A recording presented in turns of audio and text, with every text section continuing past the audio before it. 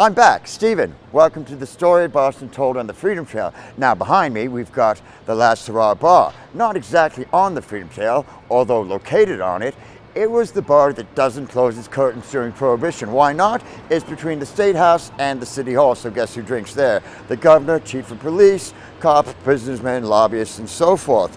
In fact, now they celebrate their Prohibition identity. It is said that more laws were passed in the pool hall underneath this bar than in both the State House and the City Hall combined, and I believe it. There are now pictures going back all the way to the 1800s in the Parker House Hotel displaying the politicians. Our governor nowadays has a picture there.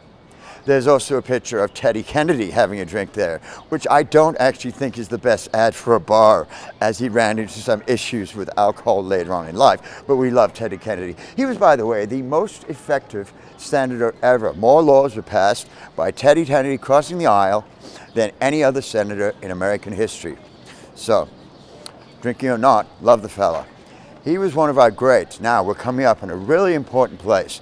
In fact, in my opinion, it's the most important site in the history of Boston. Because now, what happens between about 1720 and 1755 is a group of men go to school. Right where I'm standing, there was a wooden building called the Boston Latin School. This, in fact, was the first public school in America. It was attended, first of all, by strict Puritans who basically just read the Bible all day, but when it enters the Enlightenment, it becomes a great educational institution, along with Harvard University, which was also founded in 1635. But these men attended: Sam Adams, John Hancock, Charles Bulfinch, Paul Revere, Benjamin Franklin. The men who go on to foment the American Revolution, they meet here as students, as friends, businessmen, alumni. They all connect to the Boston Latin School. It's fascinating. Right men, right place, right time. And another interesting thing is, the American Revolution is the only revolution ever that I know of started by the wealthy. They had the biggest tax burden, that's obvious, but still, I just find it interesting. Now it's celebrated with a statue of Benjamin Franklin. And Benjamin Franklin happens to be their most famous dropout. You see, Benjamin comes to school at 11 and says, look, I can read English, write English, French, math, it's all fine. I just don't think I'll be coming back. So he drops out of school at 11 years old, and yet we celebrate the school with a statue of him. In my opinion, it's like putting Mark Zuckerberg in front of Harvard, but believe me, I'm a Franklin man, not a Zuckerberg man. But this more and more on the school street, quite appropriate because there's so much history, and most of us, all the history we all know came from school, basically. So, this is our old City Hall. From this City Hall, Boston was governed until 1960, when we moved it to another place, which you'll see if you come on the tour of the story of Boston on the Freedom Trail.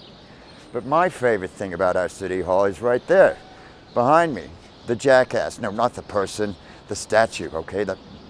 Okay, let the person get off. I don't want them to think I'm calling them a jackass. Anyway, so, why do we have a jackass in front of our City Hall? Well, the fact is, a man named Andrew Jackson runs for president. This guy is pretty much a lunatic, and the papers know it. So, they have this great big headline: this jackass will never be president.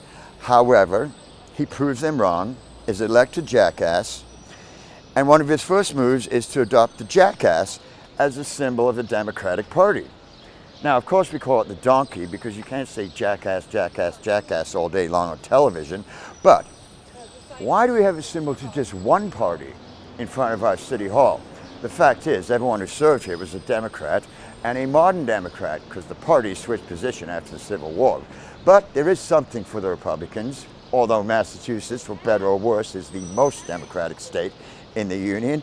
There's a small plaque right here that says, stand in opposition. So that's the beauty. You can stand in opposition or sit in the jackass. In Massachusetts, as I said, for better or worse, most people sit on the jackass. But you'll hear that and much more if you follow me as I tell you the story of Boston on the Freedom Trail, which is right here, by the way. As I said before, the country's simplest national monument. a brick line, which is broken up in many places actually. Come on, let's go.